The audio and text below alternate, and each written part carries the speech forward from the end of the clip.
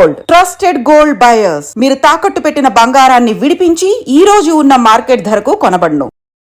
Big breaking అనుకోండి ఇది. ఎందుకంటే చాలా రోజుల నుంచి అమెరికాకు సంబంధించిన వార్తలు వింటూ ఉన్నాం. ఎప్పుడైతే ట్రంప్ అధికారంలోకి వచ్చిండో ఆర్ ట్రంప్ తన పీఠాన్ని ఎక్కాడు, అప్పటి నుంచి కూడా అన్ని సెన్సేషన్ డిసిషన్సే తీసుకుంటున్నాడు.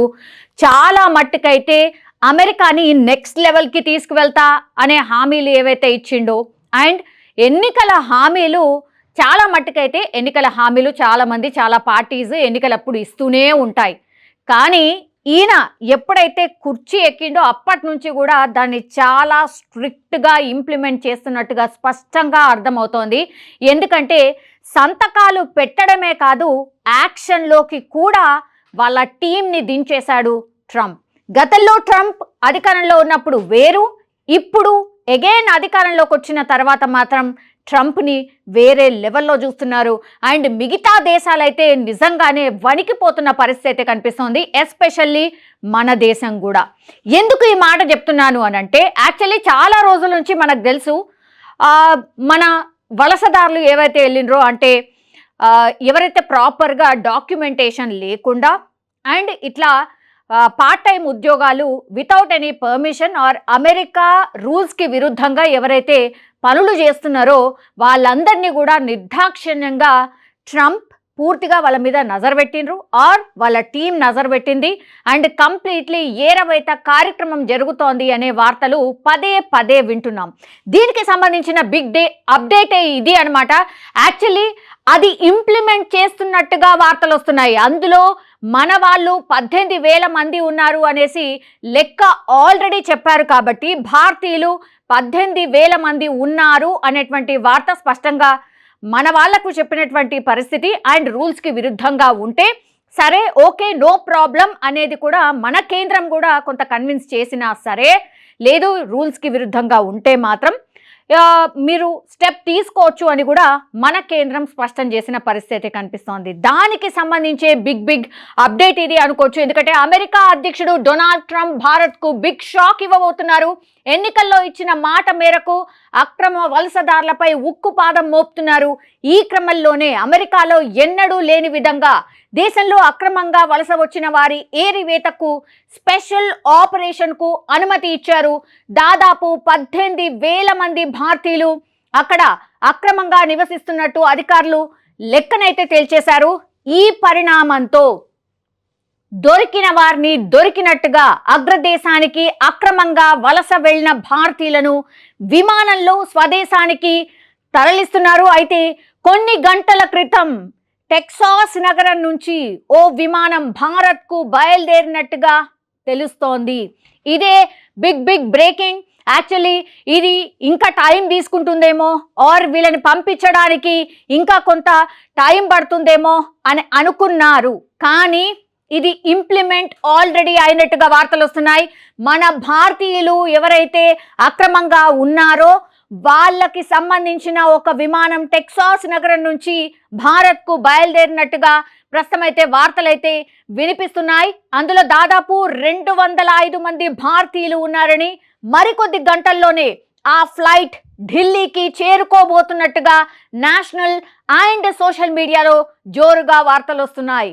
సో వారందరినీ C-17 US మిలిటరీ ఎయిర్ క్రాఫ్ట్లో తరలించారని ప్రస్తుతం అయితే సమాచారం. అండ్ స్వదేశానికి ఆ ఫ్లైట్ చేరుకోవడానికి మరో 24 గంటలు పడుతుందని ఒక అంచనా. కాగా అక్రమ వలసదారులపై అమెరికా అనుసరిస్తున్న విధానాలపై ఇప్పటికే భారత్ కూడా రియాక్ట్ అయింది. అక్రమ వలసలకు తాము వ్యతిరేకమని, ఆ విషయంతో పెద్ద నేరంతో ముడిపడి ఉందని అన్నారు.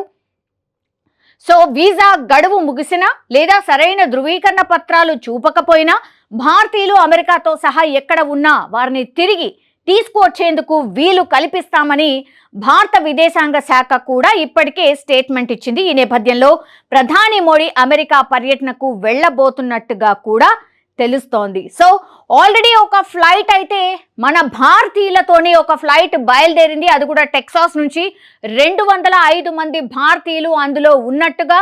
అండ్ ఆ తర్వాత C-17 US military air craft లో తరలించారని కూడా సమాచారం అంతోంది. ఇది పూర్తిగా నేషనల్ మీడియాలో ఈ వార్త చాలా పెద్ద ఎత్తున ప్రచారం అయితే జరుగుతోంది. అయితే అందులో ఎవరు ఉండబోతున్నారు?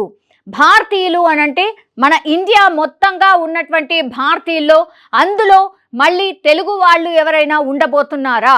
ఎందుకంటే స్పష్టంగా మన భారత సర్కారు కూడా ఒకటే చెప్పింది, ఒకవేళ సరైన పత్రాలు లేవు అండ్ అక్రమ వలసలకు తాము కూడా వ్యతిరేకం, కాబట్టి ఒకవేళ వీసా గడువు ముగిసినా వాళ్ళు ఉన్నట్టుగా కానీ, లేకపోతే ఏవైతే డాక్యుమెంట్స్ సరిగ్గా లేవో వాళ్ళు ఎవరైనా ఉన్నట్టు అయితే ప్లీజ్ గో హెడ్. అది భారతీయులా లేకపోతే ఇంకో కంట్రీయా, ఎవ్రీవన్ అలాగే డిసిషన్స్ తీసుకుంటారు కాబట్టి మేము దానికి వ్యతిరేకం కాదు అని భారత్ కూడా చెప్పిన నేపథ్యంలో ఇప్పుడు 205 మంది భారతీయులతోని ఒక ఎయిర్ క్రాఫ్ట్ అయితే ప్రస్తుతం ఢిల్లీకి బయలుదేరినట్టుగా వార్తలు అయితే వినిపిస్తున్నాయి. ఇంకో 24 గంటల్లో ఆ ఫ్లైట్ కూడా ల్యాండ్ కాబోతుంది అమెరికా నుంచి. సో ఆ 205 మంది ఎవరు? సో ఆ 205 మందిలో ఎక్కువ మట్టుకైతే స్టూడెంట్సే ఉండబోతున్నట్టుగా కూడా వార్తలు వినిపిస్తున్నాయి. ఎందుకంటే ఒక 5 లేకపోతే 10 ఏళ్ల క్రితం వెళ్ళినటువంటి వాళ్ళు ఎవరైతే ఉన్నారో వాళ్ళు ఒకవేళ సరైన ధృవీకరణ పత్రాలు ఇవ్వకుండానే అక్కడ ఉంటే ఆర్ వీసా గడువు ముగిసినా అక్కడ ఉంటే మాత్రం ఆల్రెడీ ఒక ఆపరేషన్ ఇంప్లిమెంట్ చేసేశారు. ముందుగానే ఒక లిస్ట్ తీసుకున్నారు. 18,000 మంది ఉన్నారు. కేవలం 205 మందితోని ఫస్ట్ ఎయిర్ క్రాఫ్ట్ ఇండియా రాబోతోంది అనేది ఇప్పుడు ఒక సెన్సేషనల్ వార్తలాగా మారిపోయింది. సో మోడీ త్వరలోనే అమెరికా వెళ్ళబోతున్నారు. సో దానికి దీనికి ఎట్లాంటి సంబంధం లేదు. ఎందుకంటే ధృవీకరణ పత్రాలు ఆర్ వలసకు సంబంధించిన ఏవైతే రూల్స్ ఉంటాయో వాటిని అతిక్రమించి ఎవరున్నా సరే పంపించేసేయండి అని కేంద్ర సర్కార్ కూడా చెప్పింది. కాబట్టి ఈ నేపథ్యంలో ఇప్పుడు ట్రంప్ తీసుకున్నటువంటి డిసిషన్ని ఎక్కడ కూడా భారత్ వ్యతిరేకించట్లేదు. కాబట్టి డెఫినెట్లీ ఈ వార్త సోషల్ మీడియాలో ఆర్ నేషనల్ మీడియాలో ఏదైతే వస్తుందో అది డెఫినెట్లీ నిజమనే భావిస్తున్నారు చాలా మంది. అయితే 24 గంటల్లో చేరుకోబోయే ఈ ఎయిర్ క్రాఫ్ట్ విమానంలో మరి ఎవరు ఉండబోతున్నారు? తెలుగు విద్యార్థులు కూడా ఉండబోతున్నారా? మరి ఇక్కడ ఉన్నటువంటి తల్లిదండ్రులకు కూడా ఏమైనా ఇంటిమేషన్ ఉందా? ఇది పెద్ద ఎత్తున అయితే చర్చ జరుగుతున్న సందర్భం అయితే కనిపిస్తోంది. కానీ ఒక రకంగా చాలా మంది పానిక్ అయిపోతున్నారు. ఎవరి ఏంటి అనేది కూడా తెలియనటువంటి గందరగోళ పరిస్థితుల్లో మన వాళ్ళు కూడా పడ్డారు. మరి 205 మంది వచ్చిన తర్వాత వాళ్ళు ఒకవేళ మాట్లాడితే గానీ ఒక క్లారిటీ వచ్చే అవకాశం అయితే కనిపించట్లేదు. బట్ 24 అవర్స్లో అమెరికా నుంచి ఒక ఎయిర్ క్రాఫ్ట్ విమానం రాబోతోంది. అందులో మన భారతీయులే ఈ వలస వెళ్ళిన వాళ్ళే ఉన్నారు అనేటువంటి వార్త ఇప్పుడు ఒక సెన్సేషన్ వార్తలాగా మారిపోయిన సిచ్యువేషన్ అయితే కనిపిస్తోంది.